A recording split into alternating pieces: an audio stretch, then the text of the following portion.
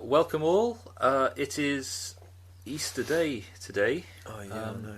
So The Polish shop's shut. the Polish. Oh dear. Yeah, I What, was is it really all, annoyed all, about yes, that. it's all day, isn't it? Well, Yeah. we're here recording. Yeah, still. we're still going. We're Yeah. still here. Commemorating the day when all Christians around the world celebrate Jesus raising from the dead and handing out Is that chocolate what it eggs is? to Yeah. all his disciples. Bunnies.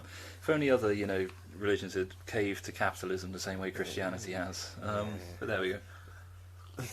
Let's get on to Yeah. more important things More like important films. things. Indeed.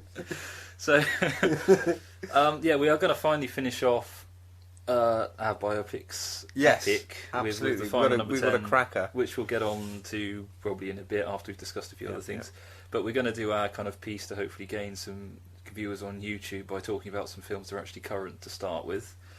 So there's been a couple you've watched that have been out this week. Am I right in thinking, Toby? Yeah, a couple that came out on Friday. Generally, I This think. is for the the big box office Easter weekend. I guess thing. so. I don't know how the politics work, but yes, I've watched a couple of those. Okay, and Do you want my reviews on them? Yeah, indeed. Shall we start with the Russell Crowe directorship of The Water Diviner? Indeed, the first directed film by Russell Crowe, and it's let's start with it. It's a lovely looking film on the subject. Quick plot line based during the First World War and just after of around Gallipoli, which has been seen in another Australian film called Gallipoli by Peter Weir, quite a famous film and famous director. And it's all right. It looks lovely. There's a quite nice connection with him finding water and trying to find the bones of his sons that have gone into war and then have died. And I would hesitate to go and watch it again quickly. Worth watching one time over. But yeah, absolutely, and it looks lovely, and it's quite a nice story. I wouldn't watch the trailer beforehand because that gives you more information than you need than that you'd want. So actually, how Australian was this film? Just to finish off, was it Australian cast? Yeah, it was and good, everything and there else? was a lot of politics in it. But I heard a very good, an interesting interview with Russell Crowe, which expressed more politics than came out in the film. Was this the one where he said he basically made the film because he wanted to stay at home and not go around the world making films? It was that interview, but it wasn't about this film. It wasn't. I wish he'd brought more out of the politics that came out in that interview. Okay. Well, should we move on to next one, basically saying worth watching to Yeah, definitely. Yeah. the next film which you've watched this week, which was Last Night's, which Yeah, was starring okay. Morgan Freeman and Clive Owen. Yeah, monochromatic, drawn-out revenge story. Would have been an absolutely dead duck if it wasn't for Clive Owen, frankly, and Morgan Freeman is always good, but he had a terrible moustache, and he went out of the picture quite early on. And So was Morgan Freeman good up until that point, or was it Oh, more the he case was- he looked like he was collecting his paycheck for this particular No, he number? was all right. It was just a kind of terrible script that it was like it had been written by a couple of 11-year-olds writing a sort of graphic novel. It just went on, and you knew what was going to happen, and it was just dull and and if it wasn't for Clive Owen, it would have been. I wouldn't have kept going, but I did keep going because of Clive Owen. Okay, so general response for people who are looking at the cinema listings this Easter weekend or in the coming week. Just don't bother. Don't avoid it. No, just avoid it. Okay, maybe go and watch The Water Diviner instead. Yeah. Yes. If yeah. you're If picking there was a between choice, two. yeah, definitely. Okay, so I think with those sort of two obligatory current film reviews out the way, I've got some news on Rafe Watch. Oh right. Okay. Given good. the current sort of continual mentioning of Rafe finds most. Apparently, he won the Legend of Our Lifetime Awards at the Empire Film Awards last week. So it's not just you who's holding him in high esteem. I'm not surprised. No, that's of course. Indeed, well, it did spur me on to. he got what he deserved. And he's going to perform in our new production of the biopic of Ranulph Fiennes soon. Yep. I said I'll run through those a bit. Well, I'll very quickly try and run through those a bit later. Right. But yeah, I did have a bit of a look at the Empire Awards, having not been aware it was happening. And to be honest, Wikipedia wasn't even aware it had been happening, because Wikipedia still hasn't. You can usually rely on Wikipedia to basically, at the moment something happens, someone writes a page for that event. Right. The Empire Awards a week later, still no one has written. No one has written the Wikipedia That's article. surprising, because it's a good magazine. But but it seems that no one, unless Empire are closing it down constantly to try and get all of the hits on their own website. I don't know, but yeah, strange enough, it's about the first thing I've seen where I've been really surprised to see no one in the world has decided to write their Wikipedia article on this year's Empire Awards. So we can be the first. We could be the first. We can comment on it, and then others. It may just to remind others that article will probably have to be written at some point soon. Let's put my ego in the cupboard. Yeah. But yeah, I did have a look through it. Obviously, yeah, Ray Fiennes won the Legend Awards. Of course. Going on the Australian theme, which I think we're hopefully going to talk about Malcolm later. Yeah, hopefully we'll get. Yeah, hopefully. Yeah, we've already go on. Already done a bit of a Russell Crowe mention as well. With the awards to another Australian film. I've got the joint winner in the AFI Awards for the best film was Babadook, which won the best horror at the Empire Awards.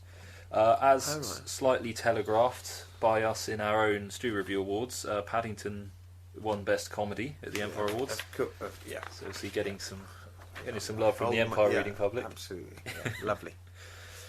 Imitation Game actually won an award, which for best thriller, which I did also have a quick look down, and The Theory of Everything won nothing. Yeah. So I think this has been the first award of the entire year where Imitation Game has actually beaten The Theory of Everything. It's where everything's dictated by the Oscars, where they absolutely go for people with disabilities and stuff. Yeah, I suppose that's it. Kind of. But yeah, it looks like at least the readers of Empire decided that the Imitation Game deserves something. Blinking good film, yeah. Best Actor, unfortunately the Coop lost out in this one. Did he? He did indeed. Who to? To Andy Serkis in his Planet of the Apes motion capture job. So I mean, the Coop he's had one award so far. Has he? Who from?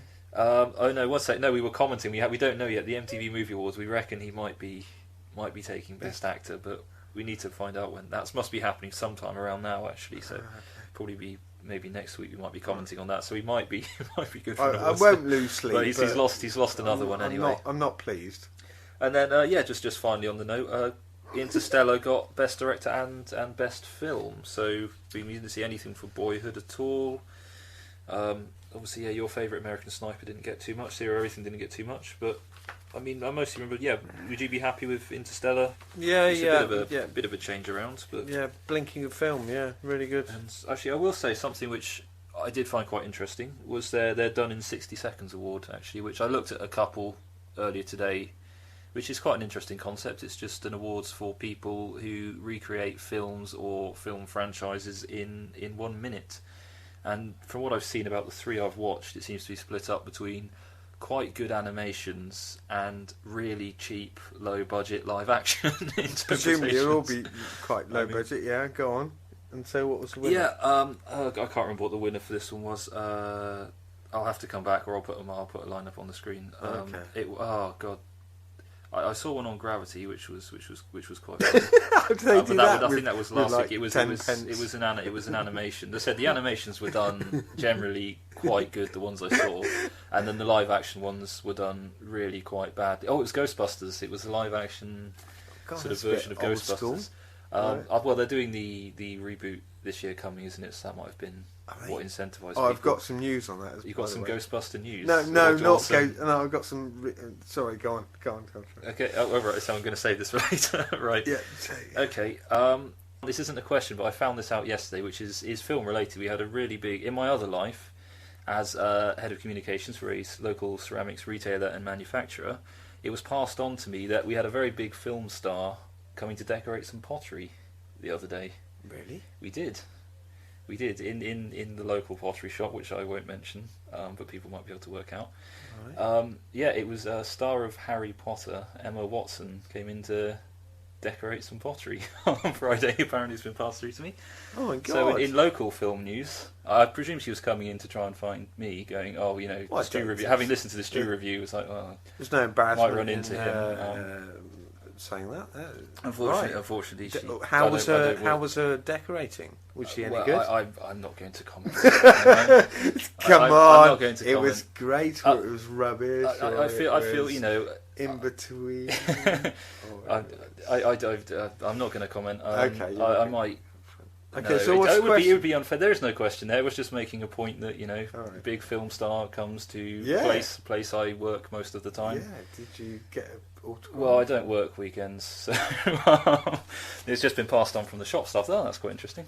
It's film related, so it should probably get a mention. Absolutely. If I wanted to be a stalker, it might mean that we've got her address on file now because it needs to be posted back to her. But presumably you aren't a stalker. No, I assume she's probably going to have the number of her agent. Her agent, I imagine. Okay, should we actually get on to biopics? Yeah, what was the other... did you have the question is, it's Malcolm related when we get onto it later. Oh, it's a goodie. It's a goodie. I'll ask it later. Right. Biopics, part 3. Right, okay. Number 10. Excellent. The last biopic. Indeed. We've done 1 through 9, which... I won't go through what we've mentioned them. Listen to the last podcast or the podcast before that. There's some good ones in there. 1 or 2 not so good ones in there, but mostly a decent selection. So our final number 10 to finish off this segment. Finally, after 3 weeks, is female filmmaker from the early 1900s. Wonderful. Lois Weber. Yeah, 1879 to 1939. Despite the fact that I've been very much into film for at least 30 years, and including doing a H&D course in it and stuff, I'd never heard of this lady, and she's absolutely significant in the world of film. And I was so surprised, and it was so that I'm so surprised that I hadn't heard of her, and it was lovely going back to look at stuff and realise how much I didn't know, and it's a lovely thing to realise how much you don't know.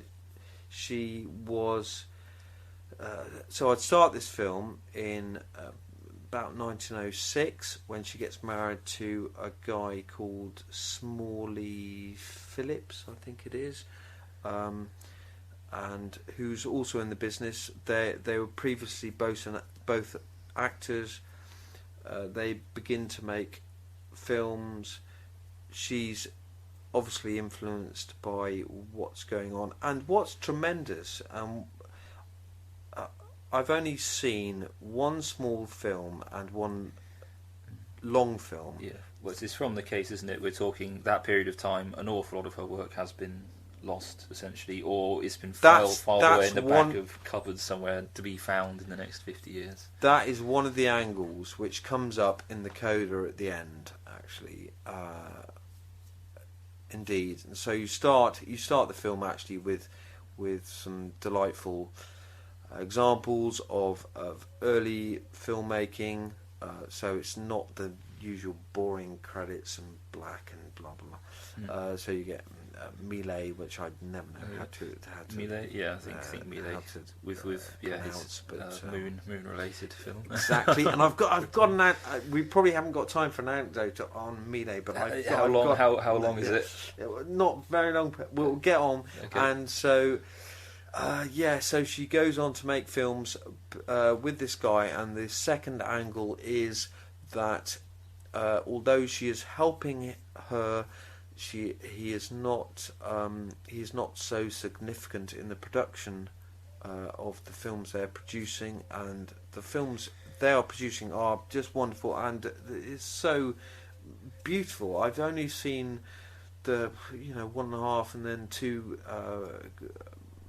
bits of her other great films. Apparently, I haven't looked at all of them, but they just look beautiful. They're gorgeous, and it became apparent that he wasn't as significant in their production, and the critics got onto that, and I think that affected his ego, and then he started gallivanting around with all the actresses on the lot, and then their marriage split up, and that's terrible. And in the script I'd like to explore that angle of the fact that when their marriage split up, was it to do, because after they split up, her films weren't as good, and so right.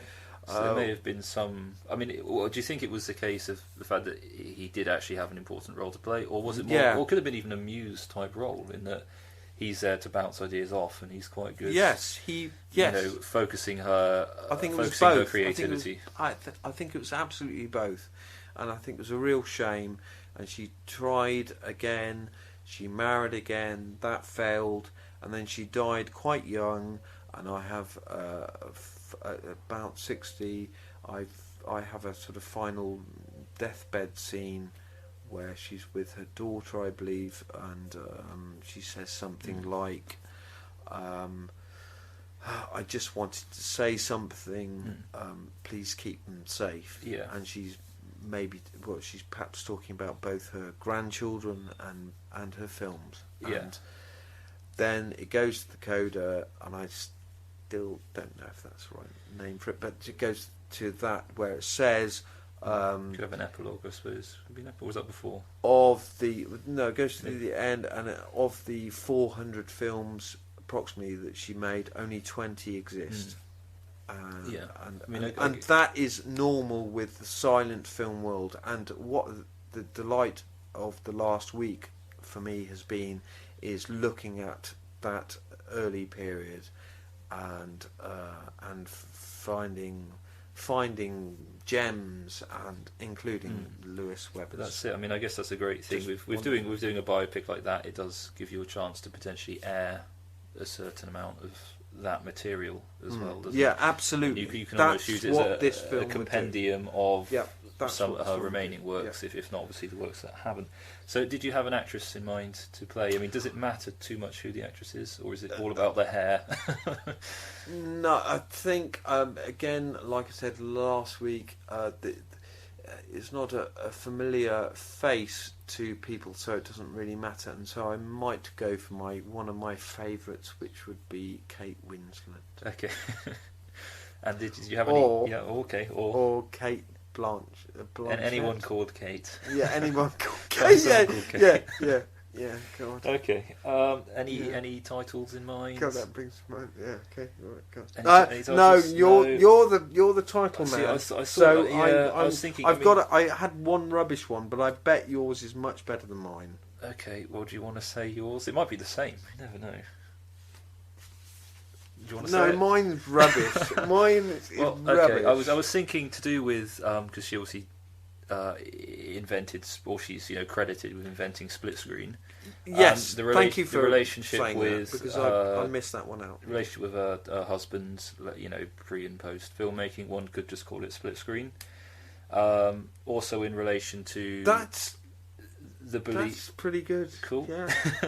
I was also thinking in relation to what would have been the common conception at the time regarding, presumably, in 1910s, 1920s America, it would have been believed, one assumes that women wouldn't be very good at making films. So again, after her other film, Hypocrites, you could call it Hypocrites if you're going down the angle of her battling against an industry which isn't too forgiving towards female directors, which I presume it wasn't. Although, to be honest, when I was reading, I didn't actually come across too much which seemed to be standing in her way. No, but the top men would have done that. Yeah, that's what they did, I think. Yeah, one would have imagined. But that was one thing I was surprised when I was reading through, was that actually there wasn't as much information on there about her actually being blocked or stopped or being trodden down on. It did seem to be that she made films, she was good at making films, and she did seem relatively mobile to move around and continue to make them without people from above kind of beating down on her, essentially. Subject, yeah. But there probably could well be more to it. I wouldn't be surprised. I mean, that era, I'd be surprised if a woman had entire freedom at that point. Okay, so Go on, what's the title then? Well, I was thinking Hypocrites in that sense could be your split screen. Either one could be alright, but maybe have to come back to it because I wasn't too sure what you were going to pitch. So maybe come back to it next time, and if you have any better ideas. I think you're better on titles than me. My title's rubbish. So it's worse than Split Screen or Hypocrites? No, I think Split Screen's quite good. It's a bit literal, but yes, I'm glad you brought that up. She pioneered the technique of split screen. And if you see that film Suspense, which is from 1913, which you can still YouTube, it's like something from 40 years later. I mean, it's fantastic. Is it entirely intact, that one? Or I had a bit of a look for Hypocrites the other day, and I think they were missing the first 10. Apparently, I've only seen a clip from that version, but apparently it misses the first 10-15 minutes off it. Anyway, we could either comment on which our favourite biopic would be, or we can move on to Malcolm. You've got about 7 minutes left. How long do you want on Malcolm, Toby? As much as possible, but okay. I would actually say that would be the. We've done a couple of crackers, but I would say Lois Weber. I'd love to see. I'd love to see it. I'd love to see that picture. I'd love to. You'd like to trawl through trawl through the archives and watch all these films. I'd love to see the early films and stuff, and just revel in it. Yeah, I think I would agree. I think that would be the most valuable of all. I mean, I think it's a woman, battling against a lot of stupid male egos and stuff, and that's interesting in itself beyond the workings of the cinema industry. Indeed. Okay, well, I'm happy to second that one. So shall we get on after about my God, we're gonna do Malcolm. 5 weeks. We're gonna do Malcolm, are we? We're gonna finish. Wow! Our occasional moments of Australian theming going through. So, what do you want to do, Toby? Do you want to just literally talk through how great this film is, or do you want any angle? Okay, on it? I first off, there's been some news this week. Some good news and some bad news. Right. The bad news is that one of my favourite ever films has been taken off YouTube. I do have a copy of it on VHS, but that's useless because I don't have a VHS player. It also puts an interesting slant on copyright law, because if you actually own a copy of it, you just own it in a format you can't use. So you then allowed I can't see it. I don't know. So is this Malcolm that's been taken down? That is the film Malcolm from 1986, which we're going to talk about very shortly. So what's the good news? Okay, we'll just briefly go over the good news. Okay. The good news, if you can call it that, is they're making another Rocky film. Does this have any link to Malcolm whatsoever? No, I heard this yesterday, but I've got a trivia question. If we can get through the whole Malcolm thing quickly. So is this Rocky, what are they on, 6, 7? No, this is 7.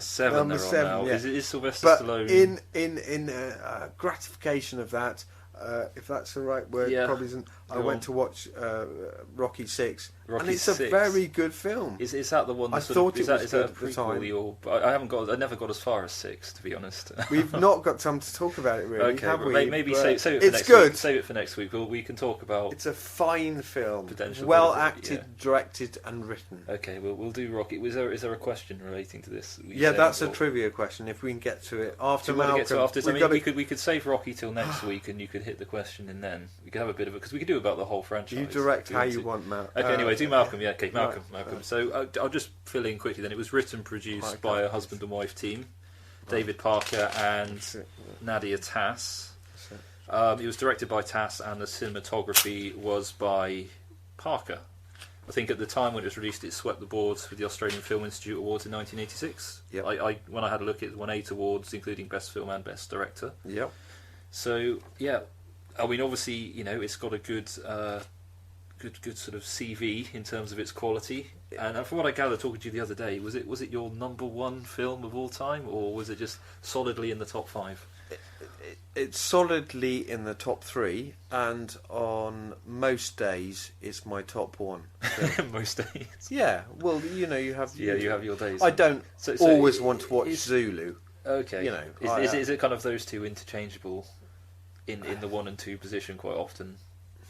Yeah, of course it's interchangeable, but given being blokes, you like lists, and that's certainly in my top 3, and most often my top 1. But we don't like to give our top 1s.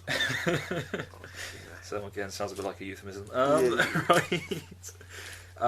So yeah, do you want to keep? So what makes this film so?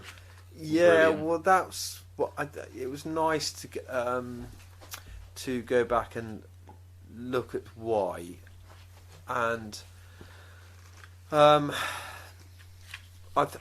it the performances? Is it when the nature of the film is a very interesting one? Where do you want to start? Where do you want to start? Do you want to start with the background then? Because the way they actually made the film and financed it was very. But that's what I learnt later, and that's lovely also. But you already loved the film before you realised it, exactly.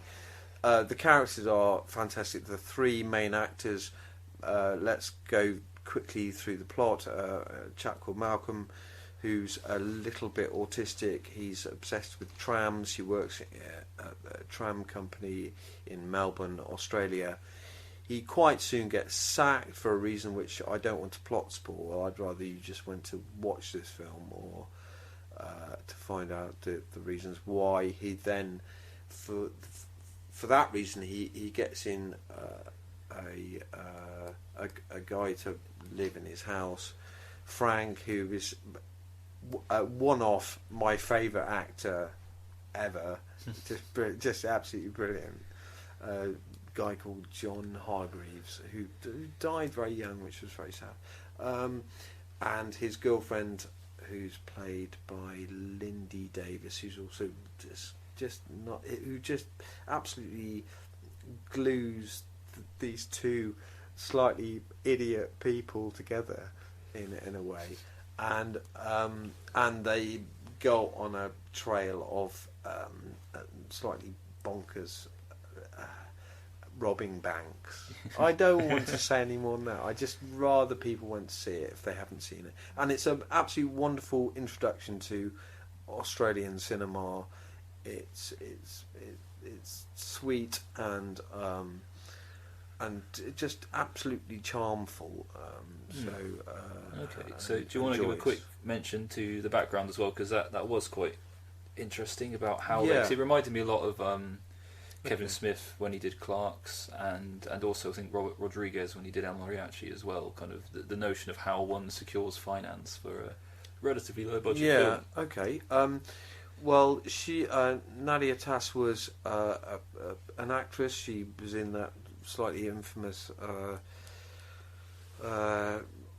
Australian soap, Prisoners Cell Block H, yeah, but so she knew the business a bit, and but I guess she wasn't rich, but got with her husband, who was I think he was a still photographer, so he hadn't ever done cinematography. Yeah, but he knew how to take a good photo. And supposedly. they basically rallied around, got a lot of something like $500,000, $600,000 together, then raised the rest of the money by remortgaging their house. She hadn't written before. He hadn't been a cinematographer before. She hadn't directed before, but she knew the characters, and that was quite good. And she did a blinking good job on that. She got the best characters in the business to rally around with that project. But if it had flopped, they'd have been stuffed, Yeah, absolutely stuffed. Lost your house, but it turned a tidy profit. Turned out they got $3.5 million at the box office in Australia, and I don't know if they actually extended it worldwide. It did absolutely nothing, obviously, in the Oscars because I don't think they got as far as. That's a long way away. I don't think it's got as far as the America. Indeed. Okay, cool. So in general, watch Malcolm. We've actually had a chance for Toby to go through why he likes it. I do have one piece of trivia for you when I was researching this because I saw a name and I heard this piece of music weeks ago and I was trying to put what film I'd heard it into. Trivia out here. So, the guy who wrote the music for Malcolm was composed by a guy called Simon Jeffs. Yes. And he was the central figure of the Penguin Cafe Orchestra. Yeah. Okay. So, they had a track called Perpetual Mobile, which was used for another amazing Australian film. Any idea what it was? I'll give you a clue. It was in 2009. It was a stop motion animation. It was done pretty much in monochrome. They reused his piece he did with the Penguin Cafe Orchestra, which I remember hearing it weeks ago and I just couldn't put the film to it. It was only a couple of days ago when I finally realised, having read up a bit on Malcolm. No, I'm gonna. If you'd asked me what the title of the orchestra was, I could tell you. But no, I don't know the film. Exactly, not to be confused with Go Go Penguin either, the brilliant jazz outfit.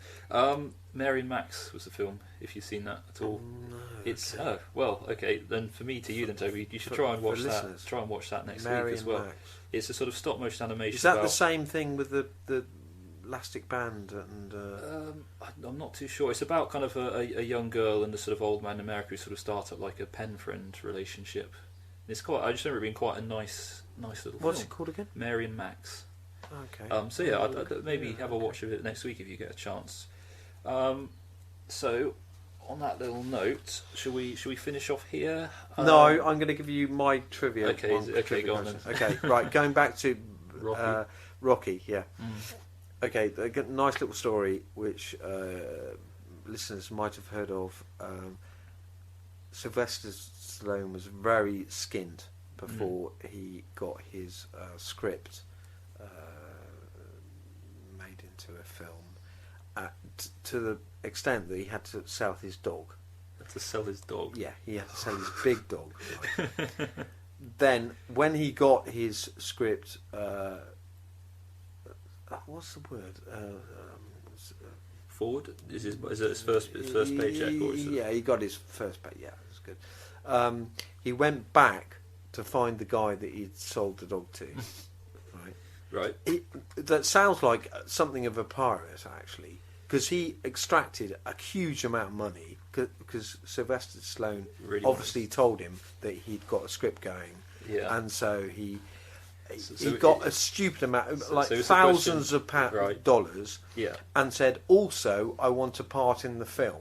So Sylvester Stallone has obviously rolled up and gone, "Yeah, I've got a part in the film. I've got a film." And then this guy's like, "I'll give you your dog back if you give me a load of cash and the part in the film." Yeah. So he got on a part in the film, and the dog went in the film, and the guy in the film. Okay. What is the name of the dog? What's the name of the dog? Yeah. Is it anything I'm going to be able to guess? Probably not. Is it a human name? If you're not a bit of a Rocky fan, is it a human name or is it is it an animal name? Is it it's a bit of a random name, really. Alright, so nothing to do with boxing. It's not called Sparky. Is in a boxing. No. Okay, go on.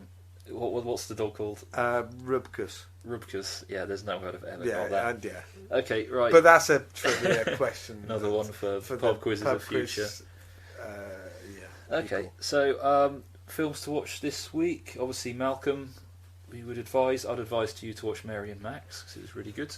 Any other picks, or shall we finish there? I'd go for Water Diviner. If you're looking for a new release this week, it looks lovely. It looks lovely. There's great cinematography in it. So if you want to go and see a film, go with that one. Okay, go with that one. All good. Goodbye, everyone. Yeah, cheerio.